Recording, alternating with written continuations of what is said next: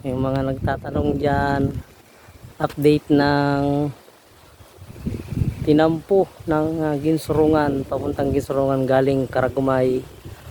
Yan, ito na yung pinakadulo. Nandito tayo ngayon sa pinakaibabaw ng bundok. Ayan yung nakatapusan pa nila simula ng January. Pasok ng January mula doon sa may ano ng merong semento hanggang ngayong February tayo ngayon 10, halos mag-iisang buwan ng trabaho kakapagho. Yan yung pinakadulo dito sa pinakaibabaw ng Karagumay, tapos gitna ng Ginsurungan. Yan, pababa tayo doon sa pinakatinapusan ng semento, yung kalsada.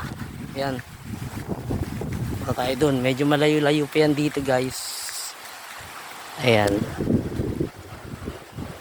punta tayo doon sa baba. Ayan, malapit na tayo doon sa pag-uumpisahan ng pinag-umpisahan ng bakho. Kasama natin dito yung alaga nating dalawa na si Blacky at si Tyrone. Hindi sila, medyo manandaan, putik. Ayun, nakatingin yung aso ko, si Blacky. Kulit, ayaw umuwi, sumama talaga dito sa Karagumay.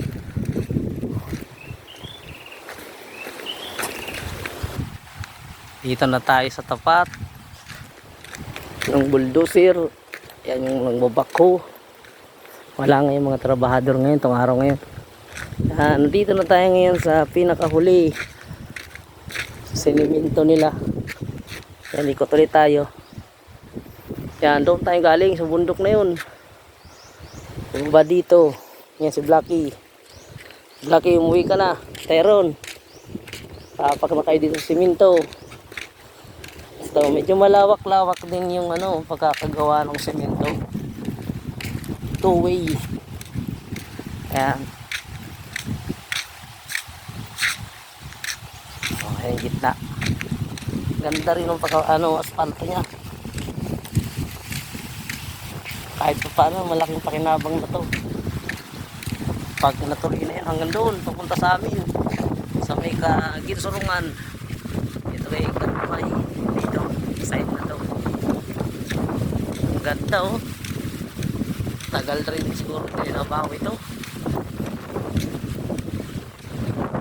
Yan oh. Patag na ang daanan.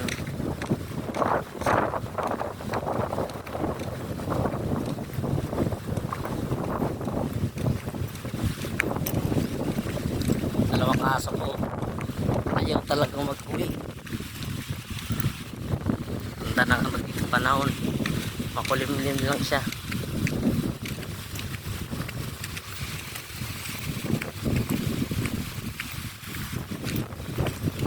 Ayun oh, ganda. Straight na pala itong kalsada. Ayun oh, sobrang ganda ng daanan. Pupunta na pala ito dun sa Kabayanan, sa sentro. Galing. Konting-konting na lang oh. Siguro dun lang sila nahirapan sa packet na yun. Pero darating ang panahon, magiging na to, kompleto ng kalsadang to. Pasok ko, dalawa. Umuwi na kayo. Uwi na. Alin na dun. Ako, ayaw pa rin umuwi. Ayaw. Parang nakagala sa Yan, napunta na yan doon sa Tuwalaytay. Yung na yan. Tinampo na yan. Ganda.